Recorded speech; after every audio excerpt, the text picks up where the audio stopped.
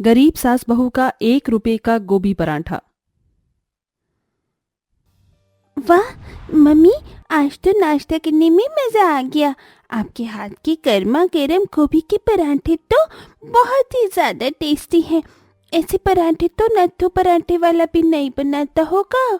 तुम्हारे हाथ के गोभी के पराठे खाकर तो दिन बन जाता है, और साथ में ये गर्मा गर्म चाय। ऐसा लगता है कि जन्नत में आ गया हूँ। अरे आप लोग बस भी कीजिए, अब तारीफ करते रहेंगे या पराठे भी खाएंगे? सभी लोग नाश्ता करते हैं। आदर्श रोज की तरह बाजार में वो गोभी बेचने के लिए निकल जाता है। वहीं रोमा भी घर के सारे कामकाज करके अपने काम पर निकल जाती है। ये आप क्या कह रहे हैं? मैंने तो आपको एडवांस भी दे दिया था, फिर भी आप लोग ऐसा कर रहे हैं। क्या हुआ मालकिन? आज मेरे कुछ गेस्ट आने वाले हैं। मैंने कैटरिंग वाली को पहले ही खाने का ऑर्डर दे दिया था, लेकिन लास्ट मोमेंट पर उसने खाना बनाने से मना कर दिया। अब मैं क्या करूं? सिर्फ 2 घंटे रह गए हैं। वो लोग विदेश से आ रहे हैं। मुझे तो विदेशी खाना बनाना भी नहीं आता है। मालकिन, वो लोग विदेशी हुए तो क्या हुआ, हम लोग उन्हें देसी खाना खिलाएंगे। जब हम लोग कहीं दूसरे शहर में जाते हैं तो वहाँ का ही खाना खाते हैं, इसीलिए जब वो लोग हमारे देश में आ रहे हैं तो हमारे देश का ही खाना खाएंगे। आप घबराइए मत, मैं उनके लिए जल्दी कुछ अच्छा बनाकर तैयार कर दूंगी। रोमा जल्दी से अपने घर जाती है और घर में रखी काफी सारी गोभियों को लेकर सीधा अपनी मालकिन के घर पहुंचती है और गोभियों के छोटे छोटे टुकड़े कर गोभी के पराठे बनाने की तैयारी करती है।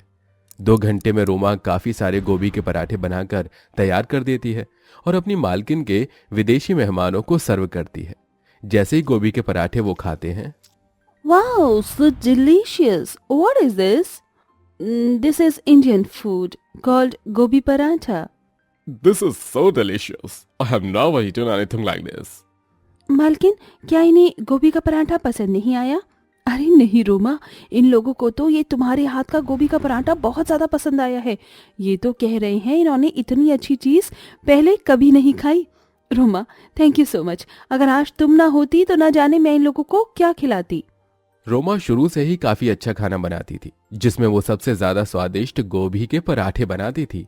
अब तो रोमा के ससुराल वालों के साथ साथ उसकी मालकिन और उसके विदेशी मेहमानों को भी रोमा के हाथ के गोभी के पराठे बहुत पसंद आते हैं। जिसके बाद रोमा अपने घर आ जाती है। लेकिन रोमा जैसे ही अपने घर पहुंचती है, हे भगवान, ये क्या हो गया? माँ जी, ये क्या हो गया? इन्हें इन्हें क्या हो गया? आप ठीक तो है? आपको ये चोट कैसे लगी? अरे गोभी बेचकर रोज की तरह जब मैं घर आ रहा था तो एक गाड़ी वाले ने टक्कर मार दी। अरे वो तो भला हुआ आसपास मौजूद लोगों का जो मुझे समय पर अस्पताल ले गए, लेकिन डॉक्टर ने कहा है कि मैं अब 6 महीने तक चल फिर नहीं सकूंगा। अगर मैं चलूंगा नहीं तो बाजार में जाकर गोभी कैसे बेचूंगा और तुम लोगों का पेट कैसे पालूंगा। आप ये सब सोचना बंद कीजिए, जो होगा वो सब लोग देख लेंगे। लेकिन भगवान ने जो आपके साथ किया वो सही नहीं था। एक अच्छे और सही इंसान के साथ भगवान ऐसा कैसे कर सकते हैं? आदर्श के हुए एक्सीडेंट से रोमा और चंपावती दोनों ही बहुत ज्यादा परेशान रहने लगे थे। जहां रोमा घर में काम करती रही, वहीं अब चंपावती बाजारों में जाकर गोभी बेचती है। गोभी ले लो, गोभी 25 रुपए किलो गोभी ले लो। अरे अम्मा, यह गोभी कैसे दी है? सिर्फ 25 रुपए किलो है साहब। 25 रुपए किलो? मैंने तो सुना है कि मार्केट में गोभी के भाव गिर गए हैं। लोग कह रहे हैं कि आजकल गोभियों में कीड़े आने लगे हैं। इसके बावजूद भी तुम 25 रुपए किलो गोभी बेच रही हो। अरे मुझे नहीं चाहिए। इतना कहकर वो कस्टमर वहां से चला जाता है। मार्केट में गोभी के अंदर कीड़े वाली खबर फैलने की वजह से अब कोई भी गोभी नहीं खरीद रहा था। वहीं रोमा की तनख्वाह भी इतनी ज्यादा नहीं थी कि घर के किराए के साथ साथ वो घर का गुजारा भी चला सके, जिसके चलते अब घर में बड़ी तंगी का माहौल छा गया था। जहां पूरा परिवार पहले 2 वक्त की ढंग की रोटी खा पा रहा था, वहीं अब 1 वक्त की रोटी मिलना भी मुश्किल हो गया था। क्या हुआ रोमा, तुम कुछ दिनों से बहुत परेशान लग रही हो। मालकिन, इनका जब से एक्सीडेंट हुआ है तब से सब कुछ बदल गया है। अब तो 1 वक्त का खाना भी ढंग से नसीब नहीं हो पा रहा है। ऊपर से अब तो हमारी गोभी भी नहीं बिक रही। समझ नहीं आ रहा है कि क्या करूं। लगता है इस साल की सारी गोभी बर्बाद हो जाएगी। ऐसे कैसे खराब हो जाएगी? तुम इतने अच्छे गोभी के पराठे बनाती हो तो तुम उन्हें बनाकर बाहर क्यों नहीं बेचती? आजकल तो लोग वैसे ही स्ट्रीट फूड खाना बहुत ज्यादा पसंद करते हैं, तो तुम भी बनाकर बेचो और देखो कैसे तुम्हारी बिक्री होती है। इससे तुम्हारी गोभी भी बर्बाद नहीं होगी और तुम और तुम्हारा परिवार 2 वक्त की रोटी भी खा सकेगा। अरुणा की बात सुन रोमा ये सारी बात जाकर अपनी सास चंपावती को बताती है। तेरी मालकिन ने तो बहुत बढ़िया तरकीब बताई है, लेकिन तू अकेले गोभी के पराठे नहीं बेचेगी, मैं भी तेरे साथ गोभी के पराठे बेचूंगी, तेरी मदद भी हो जाएगी। दोनों सास बहू गोभी के पराठे बनाने के लिए गोभी का मसाला तैयार करते हैं। वही आटा गूंथ कर गोभी के पराठे की सारी तैयारी कर लेते हैं और एक ठेला किराए पर लेकर अब दोनों साथ में बाजार में जाकर गोभी के पराठे बेचना शुरू करते हैं। गोभी के पराठे ले लो, गोभी के पराठे, गर्मा गर्म गोभी के पराठे ले लो, सिर्फ 20 रुपए प्लेट, सिर्फ 20 रुपए प्लेट। अरे आज तो मेरा सारा का सारा लंच खराब हो गया। बहन जी जरा 1 प्लेट गोभी के पराठे लगा दीजिए, बहुत जोरों की भूख लगी है। भाई साहब 2 मिनट। रोमा जल्दी से गर्मा गर्म गोभी के पराठे बनाती है। वहीं चंपावती उस कस्टमर को गोभी के पराठे सर्व करती है।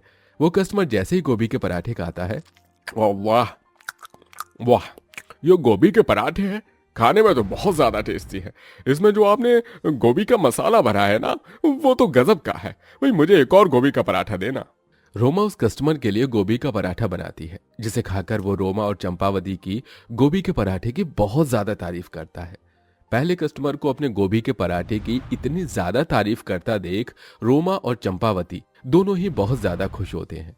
अब धीरे धीरे ठेले पर लोगों की भीड़ बढ़ती देख आसपास काम कर रहे लोग भी रोमा और चंपावती के गोभी के पराठे के ठेले पर आते हैं। ऐसे ही एक दिन जब चंपावती और रोमा गोभी के पराठे बेच रही होती है तो देखती है कि हे भगवान, क्या हो गया आपको?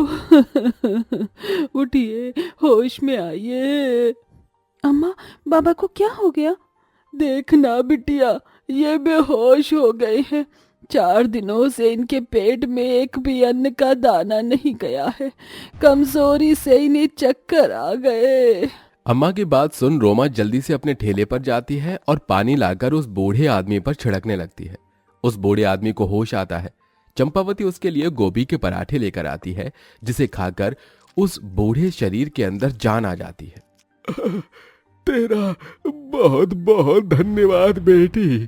4 दिनों बाद आज मेरे पेट में अन्न गया है। हम गरीबों के पास इतने पैसे भी नहीं होते कि हम लोग एक वक्त का खाना खरीद कर खा सकें, लेकिन आज तुमने हमारी भूख मिटाकर बहुत बड़ा पुण्य का काम किया है। तुम्हारा बहुत बहुत शुक्रिया। बूढ़े पति पत्नी वहां से चले जाते हैं, जिसके बाद रोमा और चंपावती वापस अपने ठेले पर आ जाती हैं। क्या हुआ रोमा बहू, तू उदास लग रही है? उन गरीब अम्मा और बाबा की बात सुन मुझे बहुत बुरा लगा। आपको पता है हर साल हमारे देश में कितने लोग भूखे प्यासे मर जाते हैं। काश मेरे पास इतने पैसे होते कि मैं उन्हें कुछ खिला सकती। तू ठीक कह रही है, लेकिन अब हम भी इसमें क्या कर सकते हैं? माँ जी, मैं सोच रही थी कि क्यों ना जो बहुत ज़्यादा गरीब है और खाना खाने के लिए मोहताज है, उन लोगों को सिर्फ 1 रुपये में गोभी का पराठा बेचें। 1 रुपये तो हर किसी के पास होता है। 1 रुपये की कीमत में वो लोग भरपेट खाना खा पाएंगे। बहू, तेरी तरकीब तो बहुत ज़्यादा अच्छी है। अब से हम हर शाम 5 बजे के बाद गरीबों के लिए 1 रुपये में गोभी का पराठा बेचेंगे। गोभी के पराठे ले लो, गर्मा गर्म गोभी के पराठे, सिर्फ 1 रुपये में, 1 रुपये में गोभी के पराठे ले लो। क्या 1 रुपये में गोभी का पराठा? बहन जी कहीं आप मजाक तो नहीं कर रही हैं? नहीं भाई साहब, हम सच में 1 रुपये का गोभी का पराठा बेच रहे हैं। मेरे पास तो 6 रुपए हैं। इसका मतलब आज मेरे बच्चे गोभी के पराठे पेट भर कर खा सकते हैं। चंपावती हर गरीब इंसान को सिर्फ 1 रुपये में गोभी का पराठा देती है, जिससे उन्हें उन लोगों से काफी दुआएं मिलती हैं। अरे जो सरकार और अमीर अमीर लोग हमारे लिए नहीं कर पाए, वो आप लोग कर रहे हैं। भगवान आपका भला करे। 1 रुपये में हम लोगों को गोभी का पराठा खिलाकर हमारी भूख को शांत कर रहे हैं। भगवान आपको इस पुण्य का फल आपको जरूर देगा। अपने मेहनत और लोगों की दुआओं की बदौलत अब दोनों सास बहू का गोभी पराठे का ठेला एक रेस्टोरेंट में बदल जाता है, जिससे उनकी काफी अच्छी कमाई होने लगती है और बीतते समय के साथ साथ उनके हालात भी बदलने लगते हैं। और आज दोनों सास बहू हमेशा हर शाम गरीबों के लिए 1 रुपये में गोभी का पराठा बेचती हैं।